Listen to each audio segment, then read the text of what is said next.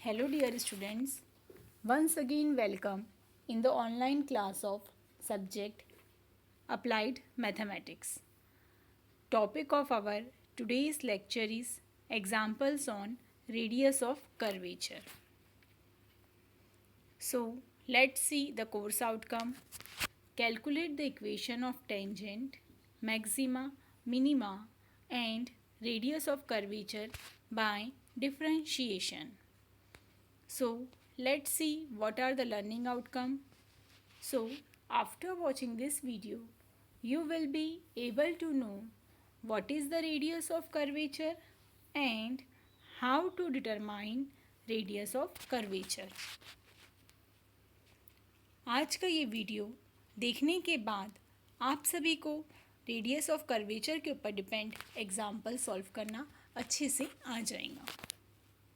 हमारा आज का एग्जाम्पल है a telegraph wire hangs in the form of curve y equal to a log sec x by a where a is a constant. वैसे ही एक function दिया हुआ है, सिर्फ क्या दिया है, वर्ड प्रॉब्लम के फॉर्म में दिया गया है। ठीक है, कह रहा है कि एक टेलीग्राफ का वायर है, ठीक है, कौन से फॉर्म में है, कर्व के फॉर्म में है। उसके लिए एक फंक्शन दिया है हमारे पास y, जिसमें a क्या है, कांस्टेंट है, और हमें बताना है, शो करना है, show that curvature at any point is 1/a into cos x by a। हमें यहाँ पर कर्वेचर बताना है कोई भी पॉइंट पर, हमें यहाँ पर पॉइंट नहीं दिया हुआ है, तो मगर यहाँ पर हमें रेडियस ऑफ कर्वेचर नहीं फाइंड करने के लिए कहा गया है, हमें सिर्फ कर्वेचर एट एनी पॉइंट कहा है। तो कर्वेचर का मतलब क्या होता है और कर्वेचर कैसे फाइंड करना है, तो कुछ नहीं करना है, हमें फिर से हमें वही चीज़ करना है जो हम अभी तक करते हुए आ रहे थे। हमने radius of curvature find out करना सीखा है। रेडियस ऑफ कर्वेचर को हम कौन से लेटर से डिनोट करते हैं, लेटर रो से। और अगर हमें क्या फाइंड करना है, कर्वेचर एट एनी पॉइंट, ठीक है, कोई भी पॉइंट पर कर्वेचर फाइंड करना है तो कर्वेचर को हम कौन से लेटर से डिनोट करते हैं, 1/रो से। ठीक है, कर्वेचर फाइंड करना है, इसका मतलब कि 1/रो की वैल्यू फाइंड करना है। तो सिंपल हम पहले रो फाइंड कर लेते हैं रेडियस ऑफ कर्वेचर, और फिर हम उसे 1/ करके जो भी हमें रो की वैल्यू मिलेंगी वो लिख देंगे, जिससे कि हमें मिल जाएगा curvature at any point. Okay, तो सबसे पहले हमारे पास यहाँ पर एक फंक्शन गिवन है जो है y equal to a log sec x by a। Okay, तो रेडियस ऑफ कर्वेचर फाइंड करने के लिए हमें क्या करना पड़ता है, सब में पहले उसे डिफरेंशिएट करना पड़ता है। तो हम इसे सब में पहले डिफरेंशिएट करते हैं, differentiate with respect to x, तो ये हो जाता है d/dx of y। a constant है, डेरिवेटिव से बाहर लिख लेते हैं, d/dx of log of sec x by 2। तो यहाँ पर बहुत ही ध्यान से इसका डेरिवेटिव लिखना है। किसका derivative, derivative of log x, x की जगह पर यहाँ दिया हुआ है sec x by a। Derivative of log x क्या होता है, 1/x। भूल कर भी कोई यहाँ पर दो अलग अलग फंक्शन नहीं है, लिखते समय स्टूडेंट बहुत सी बार log x into sec x by 2 ऐसा लिख देते हैं, उन्हें लगता है कि ये बाय मिस्टेकली ऐसा आ गया है, लेकिन ऐसा है क्या, नहीं। This is a very important example. Okay, बहुत ही ध्यान से इसे सॉल्व करना है। ओके, तो हमारा ए जैसे का वैसा ये हो जाएगा 1/sec x बाय a। लेकिन ये क्या हो गया हमारा, डिस्टर्बेंस टर्म, तो हम डिस्टर्बेंस टर्म का क्या लिखते हैं, हम डिस्टर्बेंस टर्म का डेरिवेटिव लिखते हैं, वो भी मल्टीप्लिकेशन में। ओके, नेक्स्ट स्टेप में अब क्या हो जाएगा, नेक्स्ट स्टेप में हम क्या करेंगे, अब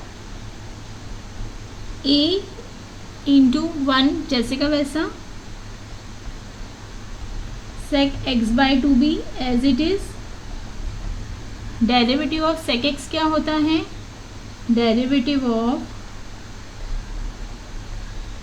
sec x हो जाता है sec x into tan x, तो ये हो जाएगा sec x by 2 into tan x by 2 नहीं sorry x by a into tan x by a। और फिर से हमारा क्या आया है, डिस्टर्बेंस टर्म, क्या है डिस्टर्बेंस टर्म, एंगल उसका, तो फिर से हमें उसका क्या लिखना पड़ेगा, derivative of x by a। Okay,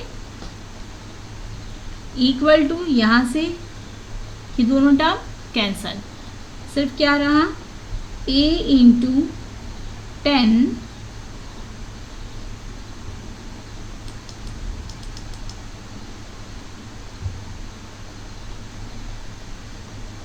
x by a into derivative of x by a, तो यहाँ पर ये जो 1 बाय a है वो कांस्टेंट है, a डिनोमिनेटर में है ना, तो डिनोमिनेटर में है तो इसे बाहर कैसे निकालेंगे, 1 बाय a करके, तो सिर्फ डेरिवेटिव किसे प्रोवाइड करोगे, सिर्फ x को, तो यहाँ से a और a गेट भी कैंसल, 10 x बाय a जैसे का वैसा और डेरिवेटिव ऑफ x 1, तो हमें इस तरह से क्या मिल गया, हमें मिल गया dy by D x equal to 10 x by a, इसे हम दे देंगे इक्वेशन नंबर 2।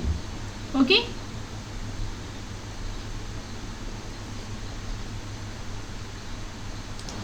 अब हम इस इक्वेशन को फिर से डिफरेंशिएट करेंगे, तो हमें क्या मिल जाएगा, तो हमें मिल जाएगा d square Y by D x square. Okay, again differentiate with respect to x, तो ये हो जाएगा d by D x of dy by D x, d by D x of 10x by a। Okay, तो left hand side में d square Y by D x square, derivative of 10x क्या हो जाता है, सेक square x, लेकिन यहाँ पर angle क्या है, x बाय a, तो x बाय a क्या हो जाएगा हमारा डिस्टर्बेंस टर्म, तो उसका हमें फिर से क्या लिखना है, उसका हमें फिर से डेरिवेटिव लिखना है। ओके,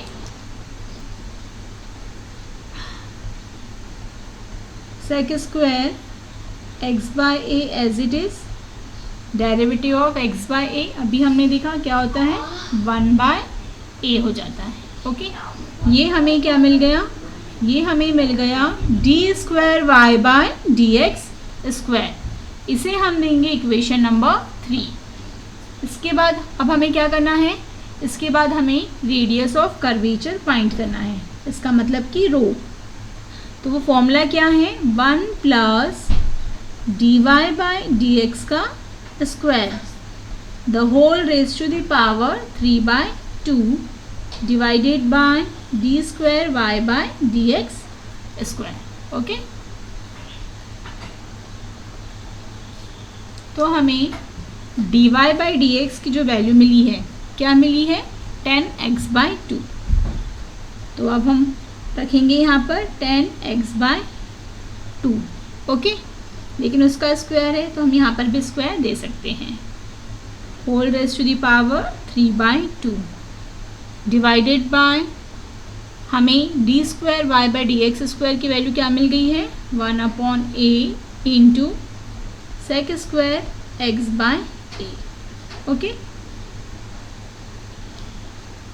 आप सभी को पता ही होगा कि 1 प्लस 10 स्क्वायर x क्या होता है, सेक स्क्वायर x, लेकिन यहाँ पर एंगल क्या है, x बाय 2 है, सॉरी x बाय a है, तो ये भी क्या हो जाएगा angle x by a, the whole raise to the power 3/2, 1/a into sec square x by A.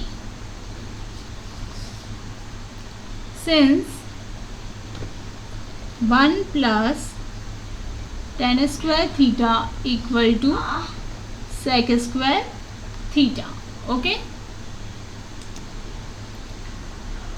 Next step में अब क्या हो जाएगा, नेक्स्ट स्टेप में हम यहाँ पर देखिए ये जो न्यूमरेटर में स्क्वायर है और यहाँ पर the whole raise to the power 3/2 है, तो ये क्या हो जाएगा 2 और 2 कैंसिल हो जाएगा.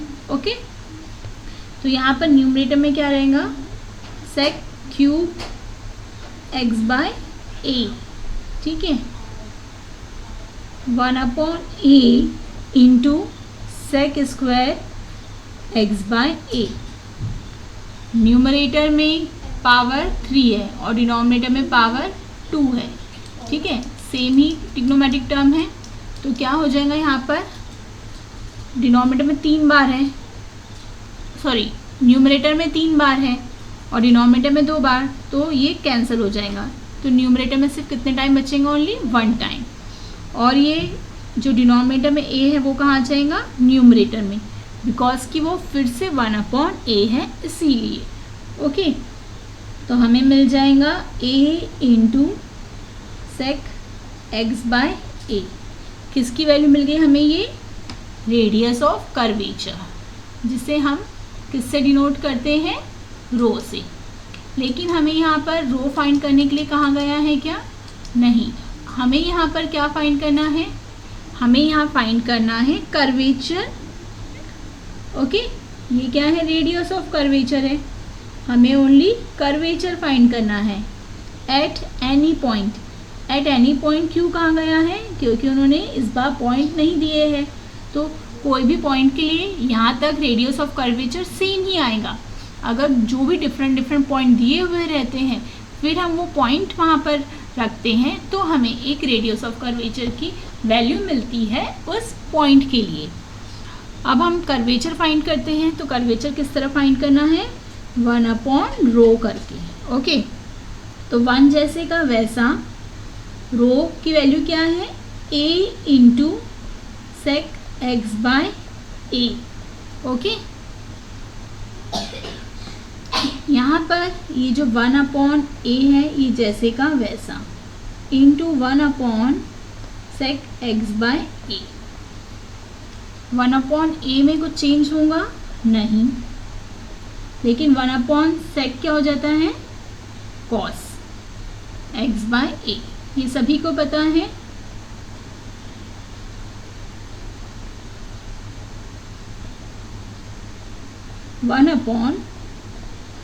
सेक theta equal to cos theta. Okay, ये ट्रिग्नोमेट्रिक टर्म हमने यहाँ पर क्या किया है, यूज़ किया है. तो हमें क्या मिल गया है, तो हमें मिल गया है कर्वेचर एट एनी पॉइंट, और यही हमें शो करने के लिए कहा गया था. तो प्रूव्ड हो गया हमारा रिजल्ट. ठीक है, आंसर रिजल्ट. ठीक है,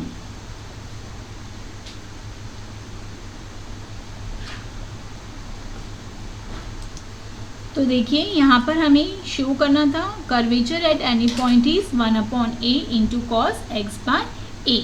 ओके, तो ये रिजल्ट हमने क्या कर दिया, शो कर दिया. ओके, प्रूव कर दिया.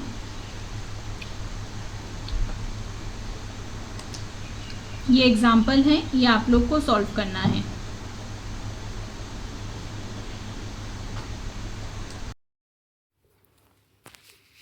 Thank you for watching this video. So keep learning, happy learning.